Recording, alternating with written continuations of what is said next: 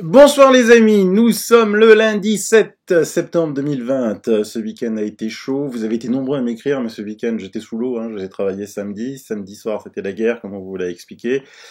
Dimanche matin, on a enregistré avec les avocats pour porter plainte devant le Conseil d'État. Certains me disent, le Conseil d'État, ça sert à quoi? Ils sont tous francs-maçons. Non, c'est l'instance supérieure, Du reste, je vous avais dit, on avait déjà une victoire à la Pyrrhus concernant le laissons prescrire. Ils avaient rejeté notre requête avec Séverine Mana, Arnaud Durand et Christophe Lecvaques. Mais d'un autre côté, ils avaient libéré l'hydroxychloroquine. Il y a une autre instruction en cours devant le Conseil de l'État avec ces avocats-là. Hier, on a lancé une procédure contre les masques qui sera aussi devant le Conseil de l'État. Je vous rappelle brièvement ce qui s'est passé sur Strasbourg, sur Lyon aussi, mais sur Strasbourg parce que je connais bien. Le préfet donne du Bas-Rhin l'obligation du port du masque à l'extérieur dans les communes de plus de 10 000 habitants du Bas-Rhin. 2 citoyens portent plainte devant le tribunal administratif, 2 médecins contre ce port du masque. Le tribunal administratif leur donne raison et demande au préfet de revoir sa copie en fonction des heures, des zones d'affluence, mais certainement pas partout. Le préfet ne fait pas appel de cette décision et accepte en concertation avec les 13 maires des communes concernées de voir ça. Décision fin septembre était attendue, puisque le conseil municipal de Strasbourg devait se réunir sur le sujet le 21 septembre. Olivier Véran pousse un coup de gueule et porte plainte devant le Conseil d'État un samedi pour le lendemain, audition 11h, vous connaissez la suite. Donc là, un avocat commis d'office, je vous avais dit, beaucoup avaient dit que la partie était perdue d'avance, je vous avais dit qu'elle n'était pas perdue d'avance. Alors évidemment, les médias perroquets, donc il a raison, notre ami. C'est pour une fois que je suis d'accord avec Bill Gates, quand même. Il dit, je remplace les journalistes par de l'intelligence artificielle. Les ordinateurs, parce que regardez, ils ont le même texte. Le Conseil d'État valide la possibilité d'imposer le port du masque pour toute une ville sous condition. Exactement, Le Monde, la Dépêche, France Info. En fait, ils répètent les dépêches AFP, quoi. Donc effectivement, à quoi ça sert de payer des journalistes pour faire ça? Ça sert à rien du tout. L'intelligence artificielle peut très bien le faire. Ce que je comprends pas, c'est que Bill Gates donne 4,6 millions de dollars sur 2 ans au monde pour que, et ailleurs, il les remplace par des journalistes. Mais tout ça, c'était pas vrai. C'est pas vrai, parce qu'en fait, si vous lisez le compte-rendu du Conseil d'État qui a été rendu, et on ordonne. Lisez bien l'article 1. Il est enjoint à la préfète du Bas-Rhin de prendre au plus tard le mardi 8 septembre à midi un nouvel arrêté ou de modifier son arrêté du 28 août 2020 pour limiter dans les communes concernées l'obligation du port du masque qu'il prévoit des périmètres permettant d'englober de façon cohérente les lieux caractérisés par une forte densité de personnes ou une difficulté à assurer le respect de la distanciation physique. À défaut, l'exécution de l'arrêté du 28 août 2020 sera suspendue. Article 2, l'ordonnance du juge des référés du tribunal administratif de Strasbourg est réformée, ok, mais aussi, le surplus des conclusions de la rejet du ministre des Solidarités et de la Santé est rejeté. Voilà. Donc en fait, il était très bien, ce jugement. Mais quelque part, Véran a senti que ça n'allait pas se passer comme il voulait, et dimanche matin est tombée la nouvelle incroyable. Strasbourg est mis en zone rouge. Zone rouge. Oh, qu'est-ce qui se passe? Zone rouge, parce que je vous avais montré les schémas, il n'y a rien à Strasbourg, donc je vous avais montré ces schémas-là. Dans nombre de patients hospitalisés pour le Covid, le 5-9, Bas-Rhin 0. Ici, le 4-9, nombre de passages aux urgences pour le Bas-Rhin 0. Donc pourquoi il a pris ça? Cet arrêté, pourquoi il a mis le Bas-Rhin en zone rouge? Alors, on a essayé de savoir auprès de l'ARS, le Bas-Rhin repasse en zone rouge, et l'ARS refuse de dire pourquoi. C'est super, pourtant c'est payé par nos impôts, puisque si on est en zone rouge, on devrait quand même être concerné. Mais ça change quoi? Passer en zone rouge, ça veut dire que le préfet a à nouveau tous les pouvoirs. Et bingo, ce soir, le préfet, il dit quoi? Il dit, d'abord, il Allez, il en met sur les anti-masques. Hein. La préfète de la région Grand Est du Bas-Rhin, Josiane Chevalier, veut commencer par l'aspect humain. On ne peut pas oublier les morts du Covid et la douleur des familles, de même que l'engagement fort des soignants pour elle, en ce sens, ne pas porter de masque relève de l'égoïsme. Ah bon? Donc quand il y avait le pic de l'épidémie, qu'il y avait des morts, on disait que le masque n'était pas nécessaire. Madame la préfète, vous dites quoi là? Je comprends pas bien là. Hein, vous mettez en cause, peut-être qu'il y a aussi eu autant de morts, c'est parce qu'il n'y avait pas de masque à cette époque. Peut-être. Donc là, c'est vraiment déplacé ce genre de remarque. Le nombre d'admissions dans une hospitalisation est stable. Ah, merci. Enfin, moi j'ai appelé ce matin des amis qui travaillent dans les 2 hôpitaux principaux de Strasbourg. Ils n'ont jamais passé des nuits aussi paisibles. Hein. Franchement, il n'y a rien. Heureusement qu'ils le disent. Alors il parle ensuite, à 16h10, Michel Vernet, responsable de la santé publique France Grand Est, évoque la situation épidémiologique. Une lente dégradation est observée dans la région depuis la mi-juillet. Ah bon? Le Bas-Rhin est le département le plus touché, avec 41,7 nouveaux cas par tranche de 100 000 habitants. Le taux de positivité se dégrade, mais reste gérable à 2,6, à en mettre en relation avec la forte hausse. Donc là, il parle plus de gens hospitalisés, il parle plus de gens malades, il parle plus de morts, il parle plus de gens en réanimation, il parle de gens positifs au test. Mais alors moi, des gens positifs au test qui m'écrivent « Je suis positif au test et je vais bien, Sylvano, je vais bien ». Depuis quand c'est un argument, ça, la positivité à un test? Alors que tout le monde remet en cause la fiabilité de ces tests, et que le grand professeur Raoult dit que 40% de ces tests sont faux. Ok? Parce que plus on fait de cycles dans ces tests, je vous l'ai déjà expliqué, demain on peut trouver 100% de positifs. Hein, 100% de positifs. Donc c'est... Et lui, qu'est-ce qu'il dit? Le nombre d'admissions en hospitalisation est stable. Donc d'accord, il est stable. 16h17, la préfète Josiane Chevalier indique que la tendance pour l'Eurométropole est à la hausse avec un taux d'incidence de 55,8 nouveaux cas par tranche de 100 000 habitants. Oh! Incroyable. 55. Des cas positifs. Pas des malades. On parle de cas. On parle pas de malades. Et donc, elle dit masque pour tout le monde. Voilà. Vous avez vu un petit peu la manipulation? C'est comme ça qu'on manipule. Mais c'est pas grave, puisque on va faire fi de ça, hein. Ils veulent jouer. Au bout d'un moment, je crois que les gens se rendront compte, hein. Quand les infirmiers, les médecins diront nous, on n'a personne à l'hôpital. Oui, il y a une augmentation de cas. Personne ne le cache. Et vous avez vu les queues là devant pour se faire tester? Je vais dire bientôt, on va dépasser, je vous avais annoncé il y a une semaine. Moi aussi, je fais de 20, monsieur Véran. Quand on va faire une journée avant le 12 septembre à plus de 10 000 cas, hein, je continue à tenir les paris. Hein. Vous avez vu les queues? 2-3 heures de queue. Des gens qui vont bien, ils n'ont pas l'air malades.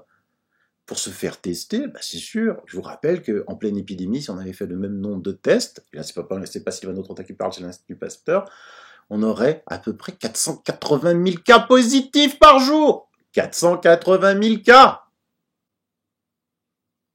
Vous vous rendez compte? Aujourd'hui, tout est cas positif. Un petit exemple. L'infirmière me téléphone pour que je récupère Sarah car elle a mal à la tête et a vomi de l'eau. Cette incompétente me dit de l'emmener aux urgences pour faire un test Covid. Je lui réponds non, hors de question. Je vais voir mon médecin pour un certificat, elle revient demain. C'est à cause des masques. Elle n'a pas de fièvre ni de symptômes de Covid. Cela devient du n'importe quoi. Ils veulent des faux plus positifs pour continuer leur mascarade. Mascarade. On tient le mot.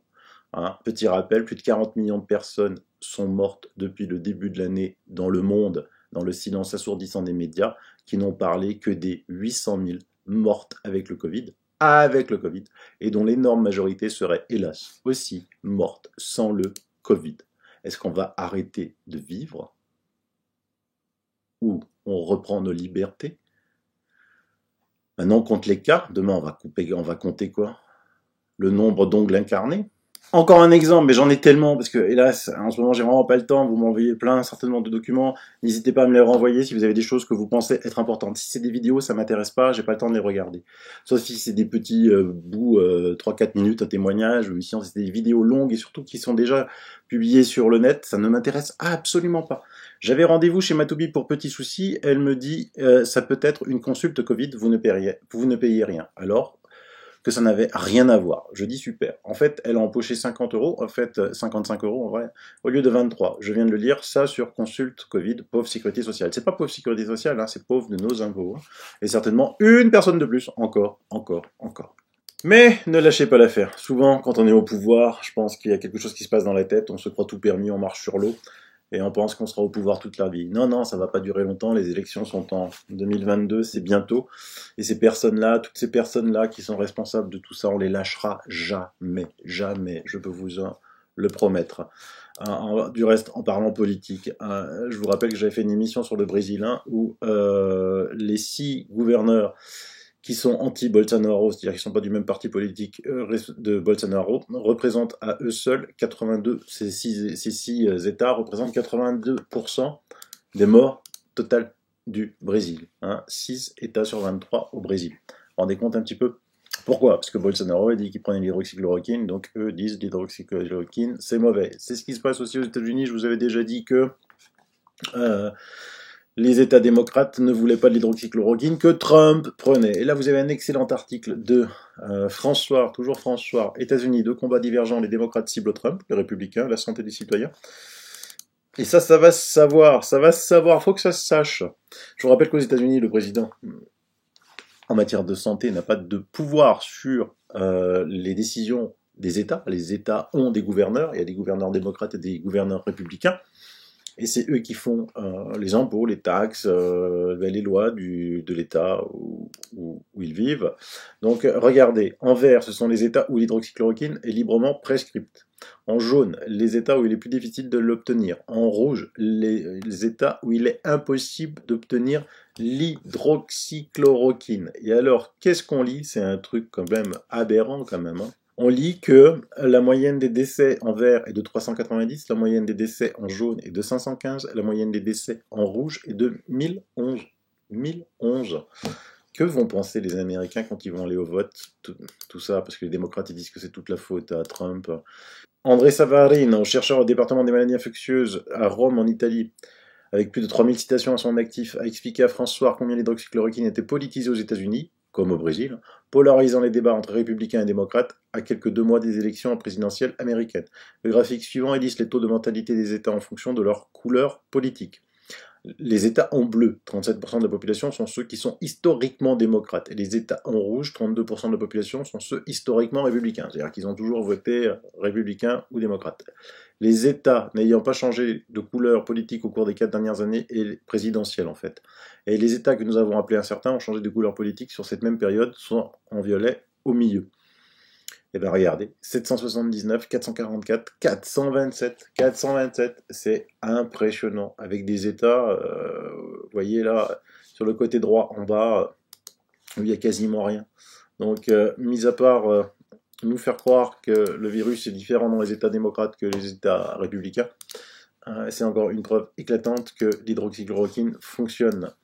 Une tendance apparaît, les États démocrates ont un taux de mortalité de 779 décès par million d'habitants versus 427 décès par million d'habitants pour les États républicains. Il y a donc une nette tendance qui se révèle, le taux de mortalité dans les États républicains est de 45% inférieur à celui des États démocrates. C'est super d'avoir fait cette enquête, elle va être traduite aux États-Unis et on va l'envoyer en masse, il n'y a aucune raison. Vous m'avez reproché, certains m'ont reproché, Sylvano, tu avais présenté cet article, c'était il y a 3 jours, je sais plus, oui, 3 jours, et t'as pas lu la lettre d'un pneumologue qui dit que j'estime que 80% des diagnostics du Covid sont faux, surtout sur les causes de décès. Ce pneumologue avait publié sur Mediapart et il a été censuré. Mediapart censure. Il n'a pas respecté la charte de participation. Ouais, franchement, je comprends pas bien trop ce que c'est. Et donc, en fait, la lettre, je vous la remets, vous pouvez la lire. Alors, certains m'ont dit, ouais, mais il y a des choses très importantes dedans. Ok, donc j'ai retenu ce qui est très important. J'estime que 80% des diagnostics de Covid sont faux, surtout sur les causes de décès. J'ai moi-même rempli des certificats de décès en 2009 à l'époque du H1N1, alors que il avait mis dessus mort du H1N1 alors que c'était des cancéreux en phase terminale. J'ai honte. J'ai eu des preuves que ce phénomène non seulement est toujours présent, mais qu'il s'est amplifié. Actuellement, seul le taux de décès, éventuellement le taux d'admission en réanimation, sont les seuls critères fiables de l'épidémie. Les décès et les admissions sont au plus bas, voisins de zéro. Pourquoi parler d'épidémie sans malade? Le gouvernement multiplie les dépistages et trouve beaucoup de porteurs sains. C'est parfait, c'est tant mieux. Les porteurs sains sont utiles et nécessaires car c'est par eux que la protection de masse va se faire. Il est criminel et assassin d'empêcher cette protection de masse par le port du masque. C'est vrai que j'en ai pas parler, parce que j'ai le défaut, c'est vrai, je devrais faire attention, que pour moi, tout ça, c'est tellement évident, parce que ça fait 4 mois, c'était 4 mois où je vous parlais de ces médecins légistes allemands qui avaient fait les autopsies, qui avaient trouvé aucun mort du Covid, alors qu'ils étaient enregistrés comme morts du Covid, que les médecins italiens, ils avaient trouvé dans ceux qui étaient morts du Covid que 16% qui étaient morts du Covid. J'ai fait une émission il y a 10 jours en disant il y a plein de positifs, c'est super, c'est génial. Donc c'est vrai, tout le monde ne regarde pas tout le temps toutes mes émissions. Il existe des faits, pas de réa, pas d'hospitalisation, pas de mort, ce sont des faits. Il existe des extrapolations de mages, de gourous qui disent que peut-être demain, si les astres sont favorables, blablabla. Ces imbéciles, épidémiologistes, infectiologues ou n'ayant aucune connaissance dans le domaine sèment la terreur et malheureusement conseillent le gouvernement trop bête pour comprendre lui-même. Je suis pas sûr. S'il doit y avoir une deuxième vague, c'est tout de suite, c'est-à-dire qu'elle aurait dû avoir lieu en juin, rien, en juillet, rien, en août, rien, j'avance même, en septembre, rien. Ils nous emmerdent avec leur masque obligatoire pour une épidémie qui est terminée et ils empêchent même la protection de masse. Ce sont des criminels. Ces bases étant posées, voici ce que je vis. Je vois des dizaines de jeunes gens qui ont tous le même profil, les mêmes symptômes, douleurs thoraciques, vagues, atypiques, dyspnée inspiratoire. Une dyspnée inspiratoire est toujours psychogène. Et la spirométrie et les scanners du thorax sont toujours normaux. Ces patients défilent en permanence depuis 4 mois, alors qu'avant j'en envoyais qu'un tous les 3 ou 6 mois. Des stressés qui ont peur de mourir, comme lors du passage à l'an 2000, qui posent tellement de questions que je n'ai plus le temps d'aborder les sujets pour lesquels ils viennent. Sur ma vie personnelle, c'est l'enfer. La peur du flic en manque de points pour sa prime, car je refuse de porter un masque inutile. En plus, je suis asthmatique, un vrai de vrai, et en surpoids, donc en hypoventilation alvéolaire. Un masque pourrait m'envoyer direct au paradis ou en enfer. La peur du regard des moutons masqués, la peur de recevoir un patient obtus avec qui je vais me prendre le chou, la peur tout le temps. Ma mère a eu 20 ans en 1940, je comprends maintenant ce qu'elle a dû vivre, tout comme mon père, mais lui, il était prisonnier. La peur permanente. Cerise sur le gâteau, un jeune patient fanatisé et bas du front a porté plainte contre moi à l'ordre des médecins du Rhône. Je suis convoqué le vendredi 18 septembre au 99 avenue Servian à Lyon 3e. Si j'ai des abonnés lyonnais, allez-y, faites comme nous avons fait pour le docteur Ève Angéraire, convoqué par l'ordre des médecins de Strasbourg. Allez le soutenir, allez le soutenir. Je suis au bout du rouleau, je n'en peux plus de cette hystérie collective créée et entretenue par ce gouvernement. Les bouquins de psychiatrie disent que toute l'hystérie collective est toujours créée par des groupes importants ou des gouvernements. Nous sommes en plein dedans. J'envisage même de me mettre en arrêt de travail prolongé, comme le font beaucoup de soignants. Comme l'ont fait beaucoup d'aides-soignants qui ont même démissionné. Ça aussi, je vous l'ai dit. Allez, mais gardez espoir. On va y arriver. Hein, on va porter plainte. Ça marche super bien, là. J'ai pas les chiffres. J'ai pas eu le temps de regarder les chiffres, mais ça marche. Séverine Manin m'avait dit que ça marchait super bien. L'action collective contre le Conseil d'État. Je vous avais promis encore d'autres bonnes nouvelles. Elles vont arriver parce qu'on a un petit peu trop de boulot. Il y a tellement de choses à faire. Mais ça va arriver, gardez espoir. Pendant ce temps-là, eh ben, attendez, regardez ce qu'on lit, là, vous savez. Ils disaient, non, Raoult, faut pas que tu les traites à l'hydroxychloroquine, parce qu'on n'a pas fait les essais. Ah, ben attends, on va un petit peu, dans la Gazette de Lyon, il y a un abonné qui m'a envoyé, là, entretien avec le professeur Adair, qui pilote l'essai Discovery. Ah, on a retrouvé l'essai Discovery. Et donc, au 18 août, 835 patients étaient inclus dans l'essai Discovery, contre 740 au début du mois de mai. Vous lisez bien, là? Il y en avait 740 début mai, il y en a 835 au 18 août. C'est une épidémie, mais terrible. Ils ont mis mai, juin, juillet, août. Ils ont mis 4 mois pour trouver 95 patients. C'est juste hallucinant. Alors le journaliste dit, est-ce désormais plus dur d'inclure des nouveaux patients? Non, nous sommes au contraire actuellement dans une phase d'augmentation du recrutement. Il y a eu effectivement une stagnation, mais qui était attendue consécutivement au confinement et son résultat, mais n'importe quoi, rassurant avec une baisse du nombre de cas. Attends, mais rendez compte les conneries que cette dame raconte aux journalistes. Mais qui peut croire de telles bêtises, quoi? Qui peut croire de telles bêtises? Donc on est au mois de septembre. Ils n'ont rien fait. L'essai commence à peine. Et elle est contente. D'elle. C'est hallucinant quand même. Hein. Alors, j'ai aussi il y a un truc qui se passe là. C'est un abonné qui est vraiment super, qui s'appelle Andrea, qui m'écrit qu'il y a une pétition internationale lancée à la destination de l'OMS, de la Commission européenne, du Parlement européen, par des scientifiques, médecins, avocats et citoyens libres du monde entier, y compris Robert F. Kennedy Jr. et Luc Montagnier. Donc si ça vous dit, elle est vraiment super. Donc en plus, Vous avez le choix de la langue. Initiative spontanée qui unit scientifiques, médecins, avocats, citoyens et du monde. Des études indépendantes de divers scientifiques ont mis en évidence plusieurs problèmes sur le virus connaissant le plan et leur thérapie. De nombreuses incohérences ont émergé de nombreux points de vue qui ont résumé dans ces 2 lettres. La réflexion porte sur 2 approches complémentaires et demande des explications en proposant de nouvelles approches et protocoles. Nous voulons la vérité. Il s'agit d'une initiative créée pour demander des informations précises à l'OMS qui devrait protéger la santé des citoyens. Le docteur Antonietta Gatti, l'avocat Robert Kennedy Jr., le docteur Wolfgang Wodarg, le docteur Scinda Brandolino, l'avocat Rainer Fulmich sont des principaux promoteurs. Après la rédaction de la lettre, nous avons décidé de demander plus de signatures, mais immédiatement de nombreux médecins, avocats et de nombreux citoyens qui veulent des explications claires ont été ajoutés. En quelques heures, nous avons reçu plus de 4000 emails lors d'un week-end de vacances 13-15 août 2020 et nous avons décidé de créer cette page web privée et spécifique pour recueillir toutes les signatures de toutes les personnes du monde entier. Et donc au 7-9-2020, les adhésions sont confirmées pour 67 798 personnes, 79 nations qui représentent en tout 104 nations. Mais c'est génial, c'est fantastique, c'est merveilleux.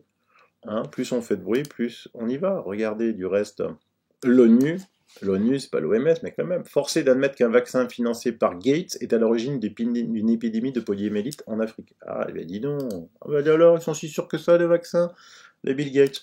Je râle souvent que les rappeurs, on les entend plus français, les chanteurs, les artistes, et oh, il faut se bouger.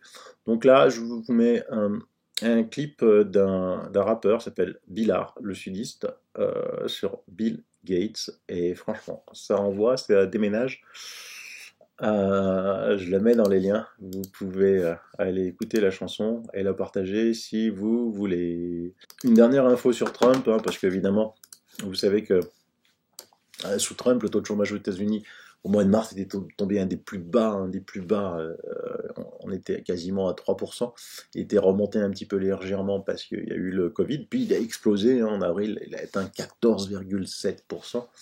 Donc évidemment, ça faisait des gros titres, des journaux partout, l'échec de Trump, ouais, ben attends, c'est l'échec surtout des États démocrates hein, qui ont confiné en masse hein, et qui ont empêché les gens de travailler. Ça aussi, je vous les ai montrés dans mes différentes émissions sur les US, alors que dans les États républicains, ils travaillaient. Maintenant, ce qu'ils disent pas, c'est que le taux de chômage, il est à 8,4 aux États-Unis. 8,4. Et il continue de baisser. Donc, c'est spectaculaire quand même ce qu'arrive à faire ce président qui sera réélu haut la main. Et aujourd'hui, j'ai entendu professeur Raouch et Berkoff, et il a cité ce site Euromomo. C'est un drôle de nom, Euromomo. Et donc, c'est un site de surveillance de la mortalité de tous les pays européens. Donc, j'ai pas eu le temps d'aller analyser vraiment, mais je sais que j'ai des abonnés en or. Donc, je vois déjà que la mortalité globale, vous voyez, pour les 0-14 ans, elle est en dessous de ce qui se passait les autres années. En 17, vous voyez, il y a eu un pic. Donc là, on est en dessous. Donc déjà, faire porter les masques aux enfants de moins de 15 ans, c'est d'une stupidité sans aucun nom. Surtout que le docteur Fauci, Anthony Fauci, hein, aujourd'hui j'ai 2 amis, hein, Bill Gates pour les ordinateurs qui remplacent les journalistes, et Anthony Fauci qui vient de dire que les asymptomatiques ne sont pas contagieux. Donc arrêtez d'avoir peur, arrêtez de faire des queues de 100 km là, 5 heures c'était en fait, hein, j'avais même mal lu, même 5 heures. Ouais, déjà quand je vais faire des courses, il y a un chariot devant moi, j'ai envie de partir, donc 5 heures, voilà. Allez, je vous laisse, c'est tout pour ce soir. Il y a plein de boulot, je suis pas sûr que je reviens demain, parce que j'ai vraiment plein de travail, mais je travaille pour vous, hein. Je travaille pour moi, je fais, ça vous regarde pas, et je travaille pour vous, et vous allez voir, ça sera que des bonnes nouvelles, Voilà, allez, bisous.